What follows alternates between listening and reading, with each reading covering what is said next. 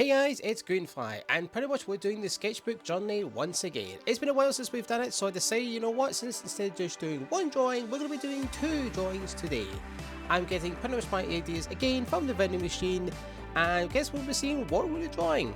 So pretty much our first one that we got is pretty much a paint gun. That should be pretty much interesting. And the other one we got is abandoned buildings. Okay. Don't draw buildings too often, so this should be an interesting one. So yeah, we're just gonna dive right into it, and let's see which one we do. I think we'll do the abandoned buildings one first. Let's do that one. Okay, so pretty much the first spot that we got is abandoned buildings. And I'm gonna be honest, I don't draw buildings that often. Definitely not that often. I will definitely say that for sure. Luckily, this is a sketchbook, so it doesn't have to be perfect, which is good. So I pretty much have to draw an abandoned building. Well, I might draw a few abandoned buildings at the side and left and left, stuff like that, but you know what I mean. So I had to look online to see abandoned buildings. There are so many different kinds of abandoned buildings in the world, unfortunately. Way too many, maybe a wee bit too many kind of abandoned buildings. But you kind of get the kind of vibe of like how some are kind of like either just been left or literally abandoned, stuff like that. Ones have been either sitting there for either a couple of days or ones that have been sitting there for goddamn decades. I have never been touched. Heck, I remember when Glasgow does have some abandoned buildings. It does have some, definitely some abandoned buildings, that's definitely for sure.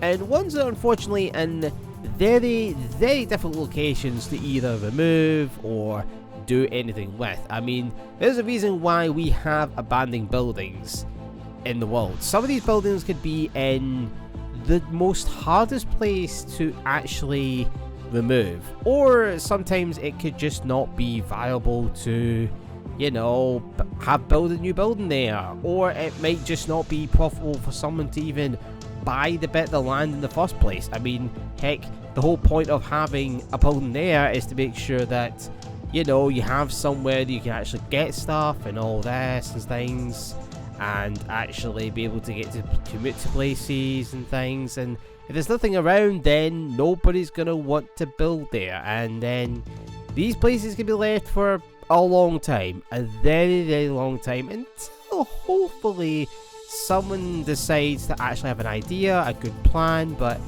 you could be talking a good amount of money, a very good amount of money. But anyway, like I said, I don't draw buildings that often, and pretty much when I was kind of drawing it, one of the things I kind of realized is I don't have a lot of colors that kind of work for buildings. Definitely not abandoned ones, definitely not too much. But I kind of had to look about to see what kind of building. Kind of what I had in mind was some kind of like old shop garage, stuff like that, you know, that kind of thing. And I was like, you know, that could work, you know, that kind of thing. Like, I kind of threw bits and bobs at it. I mean, kind of some like the vent system kind of at the side, this is rusted, corroded, some fence is just broken, it's just been left for God knows how long. And you've got some of these, sometimes they've got these big metal panels and stuff like that. Actually, I mean, something, to be fair, it's kind of rusted panels to the side was one of my inks was running low, so I was like, you know what, maybe a bit of brown and orange still could work, that could maybe make it look good and stuff like that. So like I said, I don't draw buildings too often, I really don't. So I think I definitely need to draw buildings a lot more, that's definitely for sure. And yeah, this was definitely a good excuse to just kind of play with some ideas, try a few different things, stuff like that. So to be fair, I didn't actually, to be fair, it actually turned out not too bad, not too bad.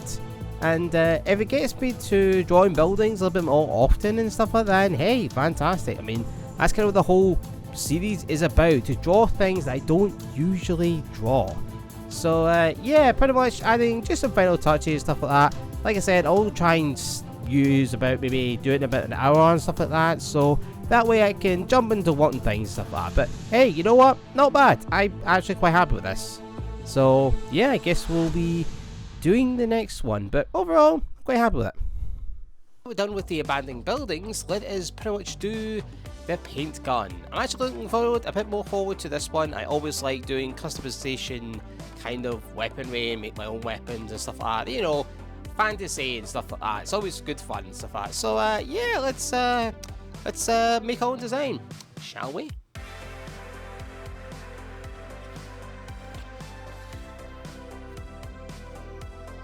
Okay, we have got the next prop. I know we're doing 2 in 1 video. That's pretty cool. So the prop I got pretty much was a paint gun. Pretty much a paint gun. Now I kind of thought, I was like, I could do an actual paint gun or whatever, and I'm like, it could be a bit bored. I was like, you know what? I'm gonna make my own kind of makeshift paint gun and all that and stuff like that. Some kind of like weird futuristic kind of one and stuff like that. You know, there's definitely so many video games that I've played that have some wacky weapons and all this, made of bits and bobs and stuff like that, like vials and like bits looks like vacuum cleaner and all this. And oh god, a good example of some really cool and then very cool and interesting weapons were like Ratchet and Clank. Oh god, yeah, some weapons of that were definitely fun, and you could definitely tell some of them were like the whole like if they like electric weapons, stuff like that. That was the big claw. You had like the blasters, the oh my god, the freaking I can't remember some of these names, but one of the ones literally you could suck in small enemies and turn them into literally ammunition. It was literally free ammunition as long as you had small enemies to get rid of. And kind of one of my favorite kind of cool, I kind of like one of those guns. It's like, it's gimmicky, but hey, it's kind of funny. It's pretty cool. I really like those kind of weapons. You kind of just like, it's the daft weapon and silly, and you're like, okay, this is for a laugh, but sometimes they can actually be really fun and cool, you know, that kind of one. So I was like, okay, let me try and make my own kind of design, bits and bobs. I mean, one thing I've got to make sure is it's got some, where's the ammunition coming from, the vial of paint, what kind of parts can I make it look like that this is like a big heavy gun, so it's like got like almost like a bit where it pretty much just like it's a shotgun pretty much. You have to kind of like reload it like a shotgun. And yeah, it's definitely one of those ones I just like creating weapons and stuff like that. It's always good fun, especially if it's like ones I can just go sci-fi and that I don't have to get things, well, as long as it pretty much almost kind of makes sense, and that's how I'm thinking. And definitely one I'm a lot more confident making these kind of things. Definitely a lot more confident, way more confident, that's for sure. Definitely prop that I was like, okay, you know what, I could do this. So there's definitely so many cool video games with different weapon ideas and stuff like that. Heck, this freaking Worms is like some silly and daft weapons. Let's be honest, some extremely silly weapons. Like you can hold freaking old granny and all this and stuff like that, and it's just so silly, comical weapons. But we all kind of love those silly, comical weapons. So maybe they're not the best or amazing, but we're kind of going to go like, you know what, this is fine. This is really funny. But this one, it pretty much will do a little bit of damage, but you can literally turn the enemies into different colours. Or maybe you can just paint your walls. Though it does have a hell of a kick, almost kind of like a cannon than a gun. Paint gun. It's a cannon blast. But yeah, this one I really like the look of this. Actually, I was actually really happy with this one. This one I really liked, and obviously I tried to make sure I had all the right bits and stuff like that, and I just happened to have the exact colours that I needed for this. So this one, very happy with this one. Hopefully I get some kind of prop like this again, because like I said, I always love doing these kind of weapons of my own design. It's always good fun. So yeah, quite happy with this one. Overall, I think the 2 drawings went pretty well. So yeah, here you go guys, the paint gun of my kind of choosing of design. So there we have it.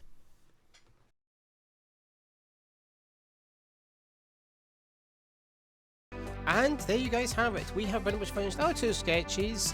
Really like how the paint gun one went, actually. I really like this one.